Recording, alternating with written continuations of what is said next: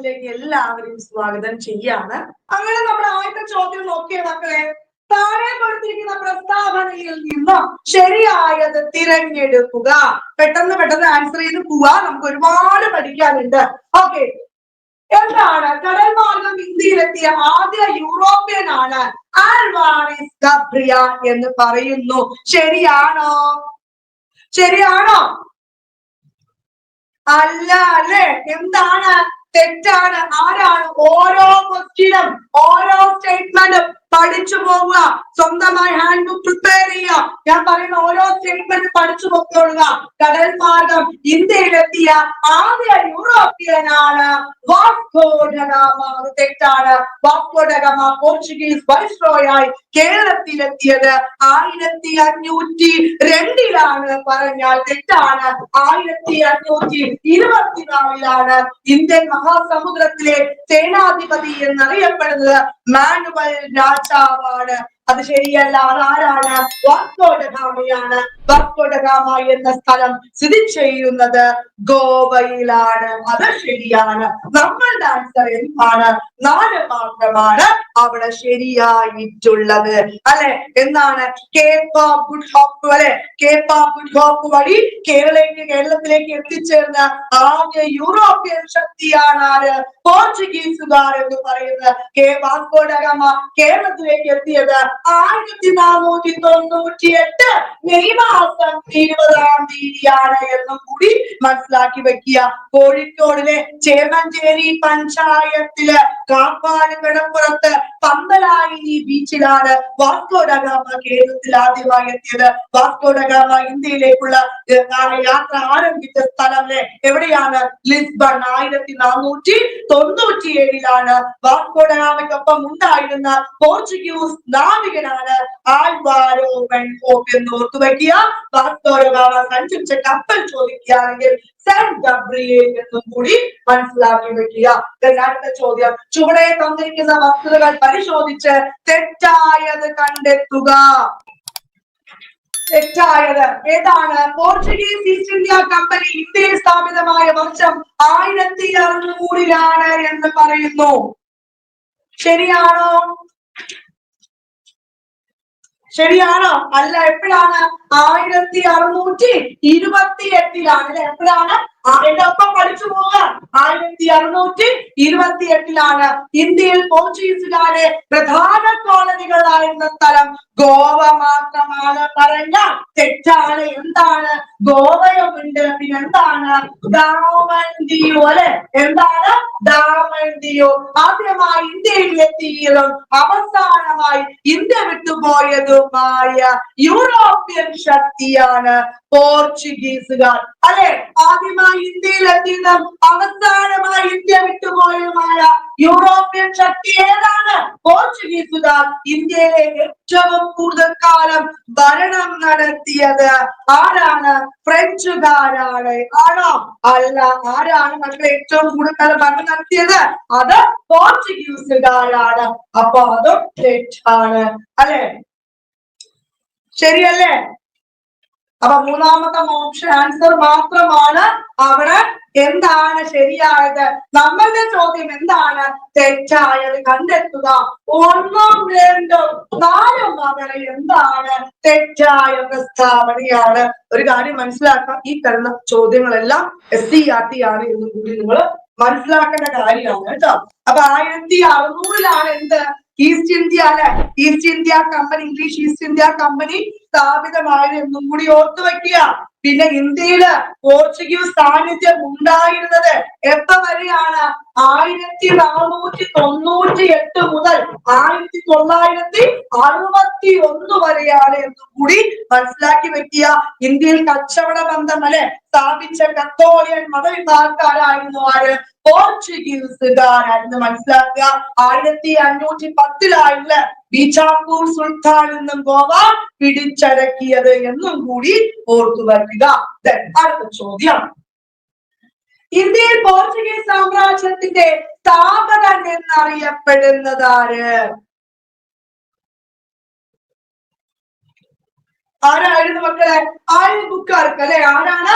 Option B അൽബുക്കർക്കാണ്. ആരാണ്? അൽബുക്കർക്കാണ്. അൽബുക്കർക്ക് എന്താണ്?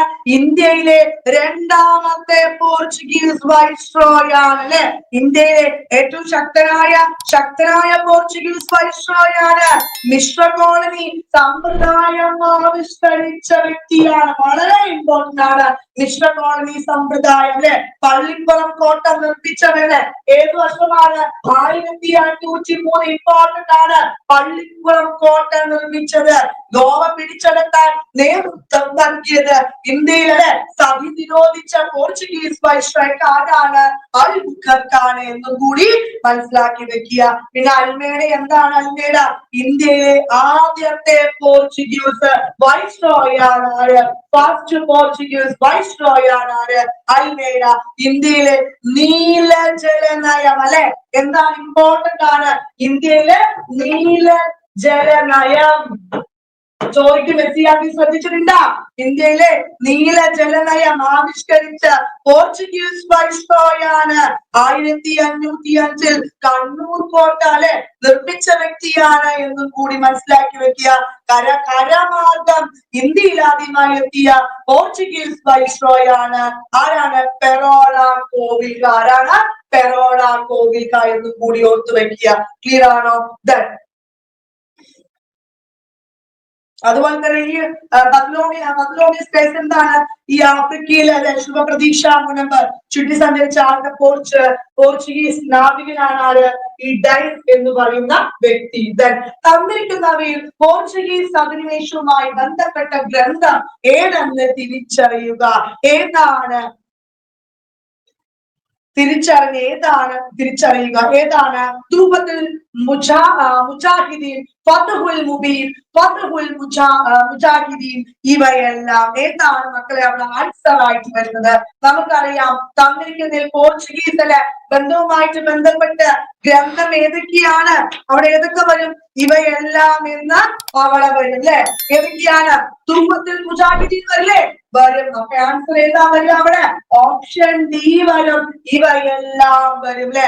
പോർച്ചുഗീസ് ആധിപത്യത്തിനെതിരെ കോഴിക്കോടിലെ സഞ്ചാരിമാരും കുഞ്ഞാലിമരക്കാരും നടത്തിയ പോരാട്ടങ്ങൾ അല്ലെ? പോരാട്ടങ്ങൾ വിവരിക്കുന്ന കൃതിയാണ് ഏത്? തൂബത്തുൽ മുജാഹിദീൻ. വളരെ ഇമ്പോർട്ടന്റ് ആണ്. പഠിച്ചോ? എന്താണ് ഇമ്പോർട്ടന്റ് ആണ്? ആരൊക്കെയാണ്?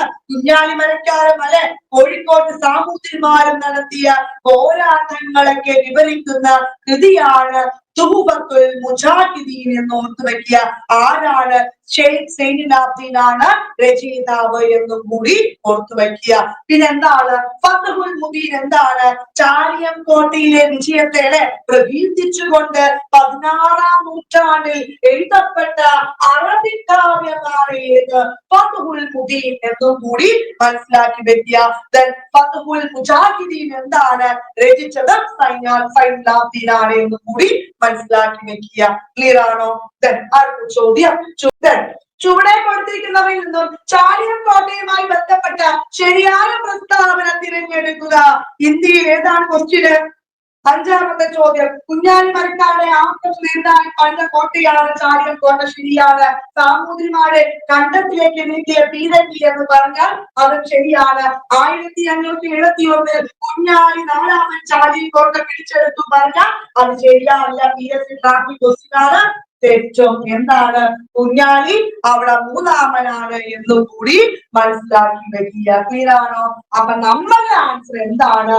1ഉം 2ഉം മാത്രമാണ് അവിടെ ശരിയായിട്ടുള്ളത്. ആണോ? ചാലിയംകോട്ട പണിത പോർച്ചുഗീസ് ഗവർണർ ആരാണ്? ആൻസർ പറഞ്ഞേ. 1500 അല്ലെ? 1531 ആരാണ് ചാലിയംകോട്ട പണിത പോർച്ചുഗീസ് ഗവർണർ? ന്യൂനോ ഡാ കുൻഹിയാണോ? അങ്ങനെ എന്തോ അല്ലേ? ന്യൂനോ കുൻഹാനല്ലേ? ആണോ? ന്യൂനോ ഡി അല്ല, ന്യൂനോടാണ് തന്നെ. അപ്പൊ ആ വ്യക്തിയാണ് എന്നും കൂടി അവിടെ ഓർത്തു വെക്കുക അല്ലെ? എന്താണ് ഈ കുഞ്ഞാലി മരക്കാർ? ഇമാതിരി കുഞ്ഞാലി മരക്കാരെ കുറിച്ച് നമ്മൾ വളരെ വ്യക്തമായിട്ട് പൂർത്തിയാക്കി പറയുന്നുണ്ട്. എന്താണ്? സാമൂതിരിമാരെ നാവിക സൈന്യത്തിന്റെ മേധാവിത്യം അല്ലെ വഹിച്ച ആളാണ് കുഞ്ഞാലി മരക്കാറ്. കുഞ്ഞാലി മരക്കാരുടെ ആസ്ഥാനം എവിടെയാണ്? കോട്ടയ്ക്കൽ എന്നും കൂടി മനസ്സിലാക്കി വെക്കുക. പുതുപ്പണം കോട്ട നിർമ്മിച്ചത് ആരാണ്? കുഞ്ഞാലി മൂന്നാമനാണ്. പട്ടുമരക്കാർ എന്നറിയപ്പെടുന്നത് ആര് തന്നെയാണ്? കുഞ്ഞാലി മൂന്നാമനാണ്. ഇന്ത്യൻ സമുദ്രത്തിലെ അധിപൻ, മുസ്ലിംകളുടെ രാജാവ് എന്നങ്ങനെ അറിയപ്പെടുന്ന ആരാണ്? കുഞ്ഞാലി നാലാമനാണ് എന്നും കൂടി ഓർത്തു വെക്കുക. അടുത്ത ചോദ്യം, ഡച്ചുകാരുടെ ഇന്ത്യയിലെ ആദ്യ ഫാക്ടറി സ്ഥാപിതമായ സ്ഥലം എവിടെയാണ്? എവിടെയാണ് സ്ഥലം? നമുക്കറിയാം. ഓപ്ഷൻ സി മസൂലിയാണ് അല്ലെ. ഇന്ത്യയിൽ ഡച്ച് ഈസ്റ്റ് ഇന്ത്യ കമ്പനി സ്ഥാപിതമായ വർഷം ചോദിക്കുകയാണെങ്കിൽ അത് 1602 എപ്പോഴാണ്? ആൻസർ മസൂലിയാണ്. ഏത് വർഷമാണ്? 1602 ഇന്നലെ ഇന്ത്യയിൽ രണ്ടാമതായി എത്തിയ യൂറോപ്യൻ ശക്തി കൂടിയാണ് ആര്? ഈ ഡച്ചുകാര്. ഇന്ത്യയിൽ നിന്നും ആദ്യം തിരിച്ചുപോയതാണെങ്കിലോ തിരിച്ചുപോയതും ആര് തന്നെയാണ്? ഡച്ചുകാരാണ് അല്ലെ. ബോൾഗാട്ടി പാലസ് പണി കഴിപ്പിച്ച ആരാണ്? ബോൾഗാട്ടി പാലസ് ഡച്ചുകാരാണ്. മാർത്താണ്ഡ പറയുകയും ഡച്ചുകാരും തമ്മില് ഒപ്പുവെച്ച ഒരു സന്ധി ഉണ്ട്. എന്ത് സന്ധിയാണ്? ഏതാണുള്ളപടിയാണ്? അല്ല, എന്തോ സന്ധി. ഏതാണ്? മാവേലിക്കര സന്ധി. ഏതാണ്? മാവേലിക്കര സന്ധി എന്നും കൂടി ഓർത്തു വയ്ക്കുക. അടുത്ത്, ഇന്ത്യയിലെ ഫ്രഞ്ച് അധിനിവേശവുമായി ബന്ധപ്പെട്ട് ഏതാനും ചില വസ്തുക്കളാണ് ചുവടെ കൊടുത്തിരിക്കുന്നത്. അവയിൽ ശരിയായത് തിരഞ്ഞെടുക്കുക. ഇന്ത്യയിൽ ഫ്രഞ്ചുകാരുടെ ആസ്ഥാനം പോണ്ടിച്ചേരിയാണ് എന്ന് പറയുന്നു. ശരിയാണോ? ഇന്ത്യയിൽ ഫ്രഞ്ചുകാരുടെ ആസ്ഥാനം പോണ്ടിച്ചേരിയാണോ? ശരിയാണ് അല്ലെ. ഫ്രഞ്ച് ആണോ? ശരിയാണ് അല്ലെ. ഫ്രഞ്ച് അധീനതയിലായിരുന്ന കേരളത്തിലെ പ്രദേശമാണ് മാഹി എന്ന് പറഞ്ഞാൽ ശരിയാണ്. 1721 മുതൽ മാഹിയായിരുന്നു. ഫ്രഞ്ച് അധിനിവേശം ഇന്ത്യയിൽ അവസാനിക്കാൻ കാരണമായ യുദ്ധമാണ് വാണ്ടീവാഷ് യുദ്ധമാണോ? ശരിയാണ് അല്ലെ. വാണ്ടീവാഷ് യുദ്ധം ശരിയല്ലേ? അതും ശരിയാണ്. ഫ്രഞ്ചുകാര് എപ്പോഴാണ് ഇന്ത്യ വിട്ട് പോയത്? 1954. നമ്മളുടെ ആൻസർ എന്താണ്? അവിടെ എല്ലാം അവിടെ എന്താണ്? ശരിയായിട്ടുള്ളതാണ് അല്ലെ. നമ്മളുടെ ആൻസർ അവിടെ എല്ലാം ശരിയല്ലേ? 4 ഓപ്ഷൻ അവിടെ ശരിയല്ലേ? ഇന്ത്യയിൽ അവസാനം എത്തിയ യൂറോപ്യൻ ശക്തി ആരാണ്? ഫ്രഞ്ചുകാർ തന്നെയാണ് അല്ലെ. 1664 ഫ്രഞ്ച് ഈസ്റ്റ് ഇന്ത്യ കമ്പനി സ്ഥാപിതമായത് ആരാണ്? കോൾബർട്ട് എന്ന വ്യക്തിയാണ് സ്ഥാപിച്ചത് അല്ലെ. ഫ്രഞ്ച് ഈസ്റ്റ് ഇന്ത്യ കമ്പനി സ്ഥാപിതമായ സമയത്ത് ഫ്രഞ്ച് ചക്രവർത്തി ചോദിച്ചിട്ടുണ്ട് ലൂയി അല്ലെ. ലൂയി 14 എന്നും കൂടി മനസ്സിലാക്കി വെക്കുക കേട്ടോ. പിന്നെ അതുപോലെ തന്നെ ഇന്ത്യയിലെ ഫ്രഞ്ചുകാരും ബ്രിട്ടീഷുകാരും തമ്മിൽ ഒരു യുദ്ധം നടന്നത് ഏതാണ്? കർണാട്ടിക് യുദ്ധമാണ് എന്നും കൂടി മനസ്സിലാക്കി വെക്കുക. 1792 ശ്രീരംഗപട്ടണം ഉടമ്പടി പ്രകാരം എന്ത് സംഭവിച്ചു എന്ന് നമുക്ക് നോക്കാം. എന്താണ്? ബ്രിട്ടീഷുകാർ മലബാർ പ്രദേശം ലഭിച്ചു. മലബാർ മദ്രാസ് സർക്കാരിന്റെ കീഴിലായി. തിരുവിതാംകൂർ ബ്രിട്ടീഷ് മേൽക്കോയ്മ അംഗീകരിച്ചു. കൊച്ചി ബ്രിട്ടീഷുകാരെ സാമന്ത രാജ്യമായി മാറി. ഏതാണ് അവിടെ ആൻസർ ആയിട്ട് വരുന്നത്? ഏതാണ് അവിടെ ആൻസർ ആയിട്ട് വരുന്നത്? ഓപ്ഷൻ എ അല്ലെ. ബ്രിട്ടീഷുകാർക്ക് മലബാർ പ്രദേശം ലഭിച്ചു അല്ലെ. ബ്രിട്ടീഷുകാരുമായി ഉടമ്പടി വെച്ചത് ആരാണ്? വേണാട് രാജാവ് രാമവർമ്മയാണ് അല്ലെ. കേരളത്തിൽ ആദ്യമായി എത്തിയ ബ്രിട്ടീഷുകാരൻ ആരാണ്? റാൽപിച്ചാണ്. 1583 അതുപോലെ ഇന്ത്യയിൽ ബ്രിട്ടീഷ് ആധിപത്യത്തിൽ നടന്ന ആദ്യ സംഘടിത കലാപമാണ് ഏത്? ആറ്റിങ്ങൽ കലാപം അല്ലെ. ഇതൊക്കെ നമുക്ക് അറിയുന്ന കാര്യല്ലേ. ഇന്ത്യയിൽ പോർച്ചുഗീസുകാരെ പ്രധാന സംഭാവനകളുമായി ബന്ധപ്പെട്ട് ശരിയായത് തിരഞ്ഞെടുക്കുക. കേരളത്തിൽ ആദ്യമായി അച്ചടിശാല ആരംഭിച്ചു. ശരിയാണോ? ശരിയാണ് അല്ലെ. എന്താണ്? ക്രിസ്തീയ കലാരൂപമായ ചവിട്ടുനാടകം ഇന്ത്യയിൽ പ്രസിദ്ധപ്പെടുത്തി. ശരിയാണോ? പ്രസിദ്ധപ്പെടുത്തി ശരിയല്ലേ? പിന്നെ ഗോതലിക് വാസ്തുവിദ്യ ശൈലി പ്രചരിപ്പിച്ചു. ശരിയാണ്. കേരളത്തിൽ ശാസ്ത്രീയ കൃഷി സമ്പ്രദായം ആരംഭിച്ചു. അതും ശരിയാണ്.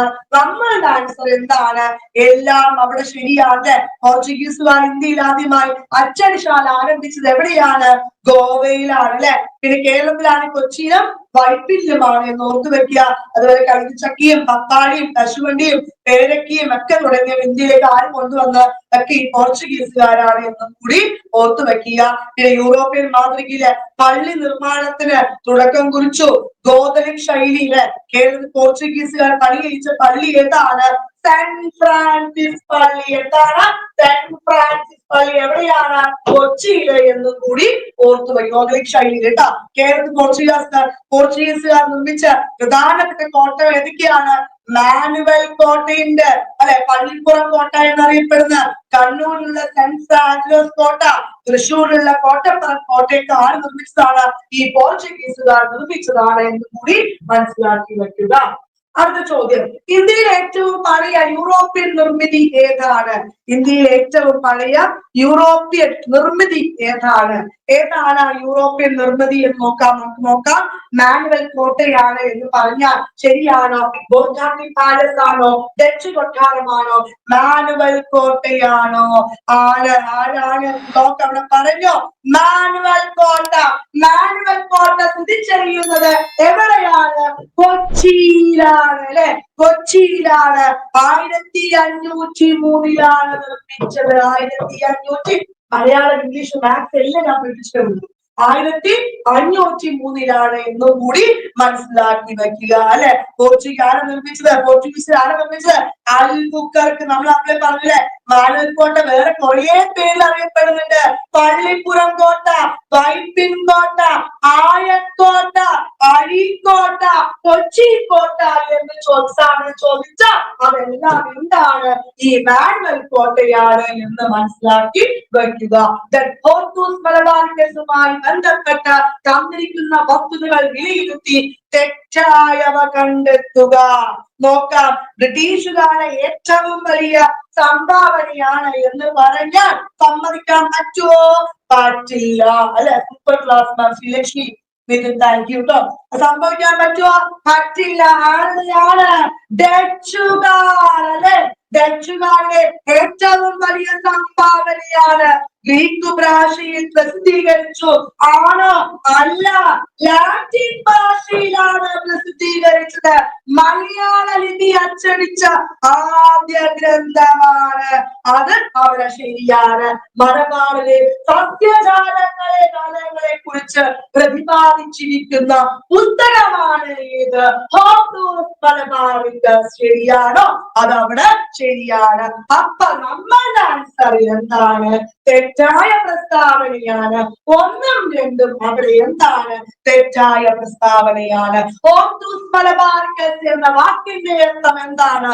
മലബാറിലെ പൂന്തോട്ടം. എന്താണ്? മലബാറിലെ പൂന്തോട്ടം എന്ന് മനസ്സിലാക്കി വെക്കുക. കേരളരാമം എന്നറിയപ്പെടുന്ന ഗ്രന്ഥം കൂടിയാണ് ഏത്? ഈ ഹോർത്തൂസ് മലബാറിക്കസ് എന്ന് മനസ്സിലാക്കി വെക്കുക.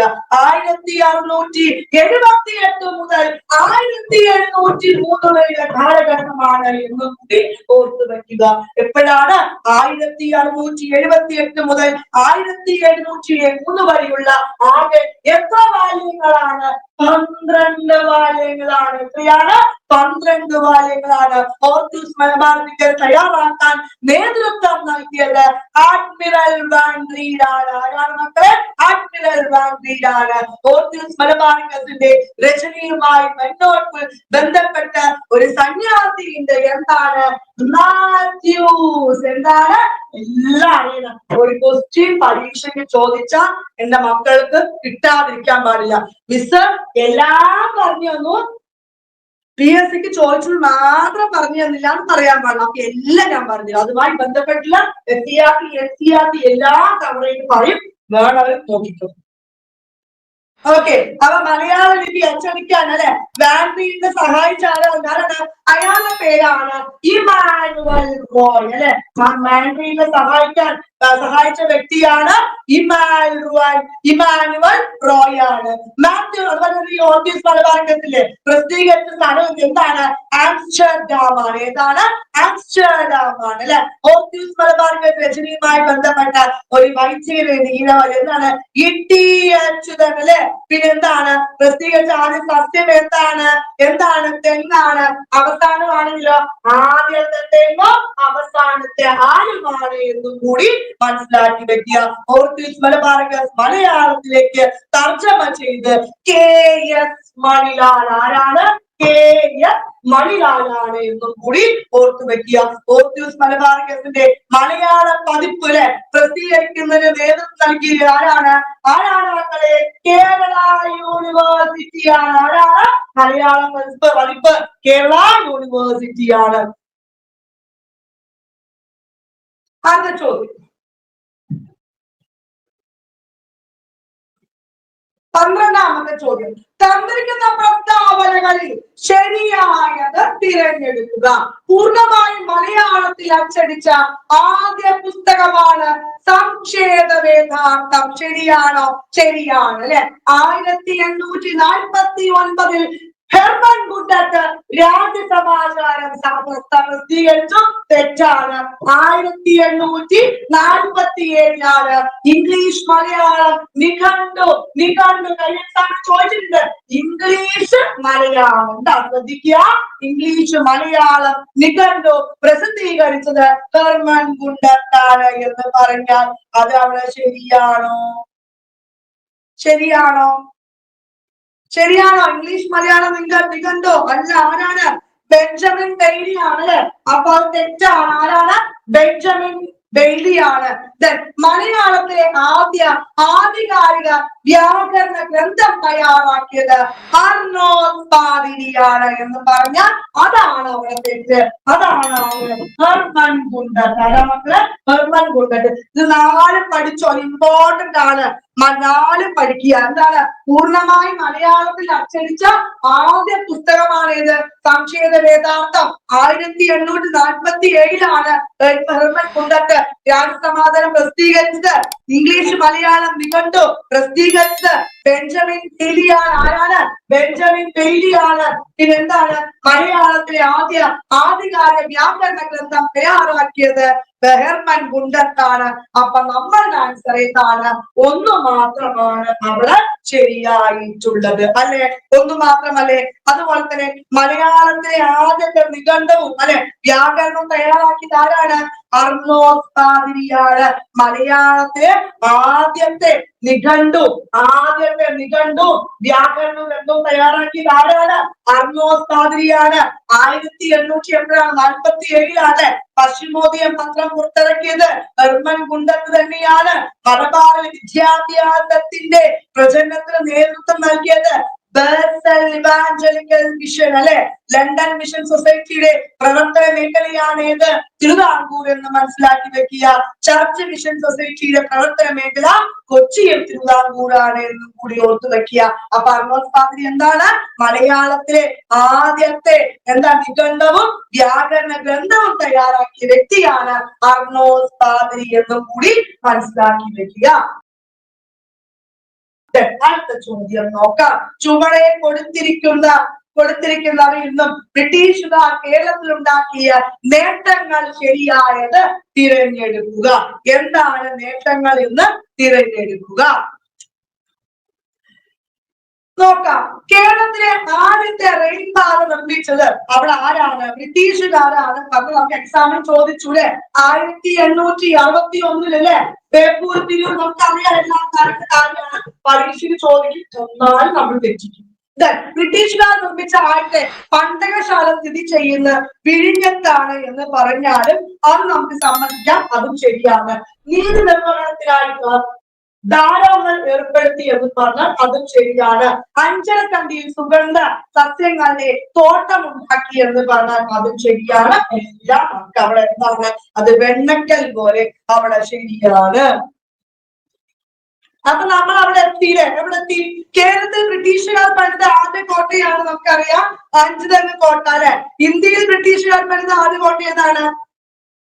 കേരളത്തിലാണെങ്കിൽ അതാണ് അഞ്ചുതെങ്ങ് കോട്ട. ഇന്ത്യയിൽ സെന്റ് ജോർജ് കോട്ട മദ്രാസ് ആണ് എന്ന് ഓർത്ത് വെക്കുക കേട്ടോ. തിരുവനന്തപുരം ആർ.എൻ.എസ് കോളേജ് ഏത് വർഷമാണ് ചോദിക്കും? 1866 ഒക്കെ ഒന്ന് മനസ്സിലാക്കി വെക്കുക കേട്ടോ. ബ്രിട്ടീഷ് ഇന്ത്യയിലെ ആദ്യത്തെ സുപ്രീം കോടതി സ്ഥാപിതമാകാൻ കാരണമായ ആക്ട് ഏതാണ്? Regulating act, fix India act, government of India act, government of India act 1935. നമുക്കറിയാം 1973 റെഗുലേറ്റിംഗ് ആക്ട് പ്രകാരമാണ് സുപ്രീം കോടതി സ്ഥാപിതമാകാൻ കാരണമായത്. ഇംഗ്ലീഷ് ഈസ്റ്റ് ഇന്ത്യ കമ്പനിയുടെ പ്രവർത്തനം ഇന്ത്യയിൽ മെച്ചപ്പെടുത്താൻ വേണ്ടിയിട്ട് എന്താണ്? മെച്ചപ്പെടുത്താൻ വേണ്ടിയിട്ടും പിന്നെന്താണ്? കമ്പനിയെ നിയന്ത്രിക്കാനുമായി ബ്രിട്ടീഷ് പാർലമെന്റ് പാസാക്കിയ നിയമമാണ് ഏത്? Regulating act. എന്താണ്? ഒരിക്കൽ കൂടി പറഞ്ഞ് എന്താണ് റെഗുലേറ്റിംഗ് ആക്ട്? പറഞ്ഞ് ഇംഗ്ലീഷ് ഈസ്റ്റ് ഇന്ത്യ കമ്പനിയുടെ പ്രവർത്തനം മെച്ചപ്പെടുത്താനും കമ്പനിയെ നിയന്ത്രിക്കാനും വേണ്ടി കൊണ്ടുവന്ന ആക്ട് ആണ് റെഗുലേറ്റിംഗ് ആക്ട്. റെഗുലേറ്റിംഗ് ആക്ട് പ്രകാരം എന്താണ്? ഗവർണർ ബംഗാൾ എന്നത് ഗവർണർ ജനറൽ ഓഫ് ബംഗാൾ എന്നായി മാറി. എന്താണ്? ഗവർണർ ബംഗാൾ എന്നത് എന്തായി? ഗവർണർ ജനറൽ ഓഫ് ബംഗാൾ എന്നായി മാറി. ഈ നിയമപ്രകാരമാണ് എന്ത് ചെയ്ത് ബംഗാളിലെ ആദ്യ ഗവർണർ ജനറലായി ആര് വന്നത്? വാറൻ ഹേസ്റ്റിംഗ്സ് വന്നത്. മനസ്സിലായോ? അപ്പൊ വാറൻ ഹേസ്റ്റിംഗ്സ് എങ്ങനെയാ വന്നത്? 1774 കൊൽക്കത്തയിലാണ് ഇന്ത്യയിലെ ആദ്യ സുപ്രീം കോടതി സ്ഥാപിതമായത്. കൽക്കത്ത സുപ്രീം കോടതിയിലെ ആ സമയത്തെ ആദ്യത്തെ ചീഫ് ജസ്റ്റിസ് ആയിരുന്നു സാർ എലീഷ ഇംപെ. സാർ എലീഷ ഇംപെയാണ് എന്നും കൂടി മനസ്സിലാക്കി വെക്കുക. ഇവിടെ ഈസ്റ്റ് ഇന്ത്യ ആക്ട് നിങ്ങൾക്ക് അറിയാലോ. ഈസ്റ്റ് ഇന്ത്യ കമ്പനി ഭരണം അല്ലെ? ഈസ്റ്റ് ഇന്ത്യ കമ്പനി ഭരണം നിയന്ത്രണത്തിന് 1773 റെഗുലേറ്റിംഗ് ആക്ടിന്റെ പോരായ്മകളൊക്കെ പരിഹരിക്കാൻ വേണ്ടിയിട്ട് രൂപം കൊണ്ട ആക്ട് ആണ് ഇത് ഈ ഫിക്സ് ഇന്ത്യ ആക്ട് എന്നും കൂടി നിങ്ങൾ മനസ്സിലാക്കി വെക്കുക കേട്ടോ. അതൊക്കെ വ്യക്തമായിട്ട് SCERT ഉണ്ട്. പിന്നെ അടുത്ത ചോദ്യം, ഗവൺമെന്റ് ഓഫ് ഇന്ത്യ ആക്ട് 1935 ബന്ധപ്പെട്ട വസ്തുക്കൾ പരിശോധിച്ചപ്പോൾ ശരിയായത് കണ്ടെത്തുക. ബ്രിട്ടീഷ് പാർലമെന്റിൽ ഇന്ത്യക്ക് വേണ്ടി പാസാക്കിയ ഏറ്റവും വലിയ നിയമമാണ്. പ്രവിശ്യകളിലെ ദ്വിഭാരണം അവസാനിപ്പിക്കാൻ കാരണമായ നിയമമാണ് ഇന്ത്യൻ ഭരണഘടനയിലെ ബ്ലൂ പ്രിന്റ് എന്നറിയപ്പെടുന്നത് 1935 ഗവൺമെന്റ് ഓഫ് ഇന്ത്യ ആക്ട് ആണ്. RBIയുടെ രൂപീകരണത്തിന് കാരണമായി ഇതെല്ലാം വളരെ എന്താണ്? ശരിയായിട്ടുള്ളതാണ് എന്ന് മനസ്സിലാക്കി വെക്കുക. ആരാണ് ഗവൺമെന്റ് ഓഫ് ഇന്ത്യ ആക്ട് പാസ്സാക്കുമ്പോൾ വൈസ്രോയി ചോദിക്കുകയാണെങ്കിൽ നിങ്ങൾക്ക് ആൻസർ ചെയ്യാൻ സാധിക്കണം. ആരാണ് അത്? വെല്ലിംഗ്ടൺ പ്രഭുവാണ് എന്ന് ഓർത്തു വയ്ക്കുക. ആക്ട് പ്രാബല്യത്തിൽ വരികയാണെങ്കിൽ അത് ലില്ലിത്തോ ആണ് എന്നും കൂടി മനസ്സിലാക്കാം. ഈ സഭയോടുകൂടിയാണ് എന്ത് സംസ്ഥാനങ്ങൾക്ക് എന്താണ് സമ്പൂർണ്ണ സ്വയംഭരണം നൽകിയത് കേട്ടോ. അതുപോലെ തന്നെ ഇതിന് ഞാൻ എന്ത് പറഞ്ഞത്? ശക്തമായിട്ട് എന്ത് ബ്രേക്കുള്ളതും എഞ്ചിൻ ഇല്ലാത്തതുമായ യന്ത്രം എന്ന് ഈ ഗവൺമെന്റ് ഓഫ് ഇന്ത്യ ആക്ടിനെയാണ് നെഹ്റു വിശേഷിപ്പിച്ചത് എന്നും കൂടി മനസ്സിലാക്കി വെക്കുക. 1858 ബ്രിട്ടീഷ് രാജ്ഞിയുടെ വിളംബരവുമായി ബന്ധപ്പെട്ട ശരിയായ വസ്തുക്കൾ തിരഞ്ഞെടുക്കുക. എന്താണ് വസ്തുക്കൾ എന്ന് നോക്കാം. ഗവൺമെന്റ് ഓഫ് ഇന്ത്യ ആക്ട് 1858 അറിയപ്പെടുന്നു ഈസ്റ്റ് ഇന്ത്യ കമ്പനി ഭരണം അവസാനിപ്പിക്കാൻ കാരണമായി. 1850 വിപ്ലവദേശം നടപ്പിലാക്കിയ നിയമമാണ്. അത് ശരിയാണ്. ബ്രിട്ടീഷ് രാജ്യ വിളംബരം വായിച്ച വ്യക്തിയാണ് കേഴ്സൺ പ്രഭു എന്ന് പറഞ്ഞാൽ നമുക്ക് സമ്മതിക്കാൻ പറ്റില്ല. നമുക്ക് PSC പഠിക്കുന്നത് നമുക്ക് സമ്മതിക്കാൻ പറ്റില്ല. അതാരാണ്? അത് കാനിങ് പ്രഭുവാണ് അല്ലെ? അതാരാണ്? കാനിങ് പ്രഭുവാണ്. ആ 4 മാത്രം അവിടെ 1, 2, 3 എന്താണ് അവിടെ ശരിയായിട്ടുള്ള ആൻസർ ആണ് അല്ലെ? ആരാണ്? ഇന്ത്യയിലെ ജനങ്ങളെ മാഗ്ന കാർട്ട എന്നറിയപ്പെടുന്ന ഏതാണ്? 1858 ആക്ട് ആണ് എന്നും കൂടി മനസ്സിലാക്കി വെക്കണം കേട്ടോ.